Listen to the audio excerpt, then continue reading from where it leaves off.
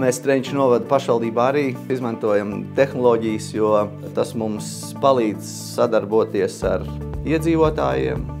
Mēs sākām ar tādu ļoti primitīvu lietu.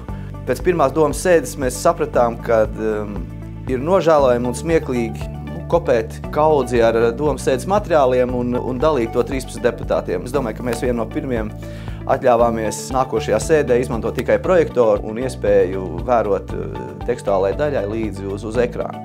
Kā vienu no pēdējiem tādiem jauninājumiem varam atzīmēt kā dokumentu aprits sistēmas pielietošanu pašvaldības darbā.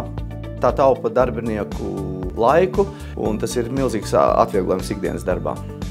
Es vairāk izmanto savas dzīvesvietas deklarēšanas e-pakalpojumu, jo tas ir ātri un viegli izdarāms. Cilvēkiem šī ir lieliska iespēja, jo nav jātērē laiks, nauda un citu resursi, jo pakalpojumi atrodas vienu vietu, un ja cilvēkiem ir kādas neskaidrības, viņi vienmēr var griezties pie mums pēc palīdzības.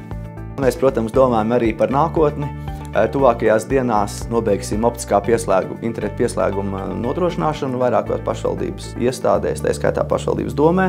Tas mums palīdz sadarboties ar iedzīvotājiem. Tāpat domājam uzstādīt novērošanas kameras attiecīgās vietās, lai palīdzētu uzturēt kārtību novadā un lai cilvēki justos drošāki savā dzīvesvietā.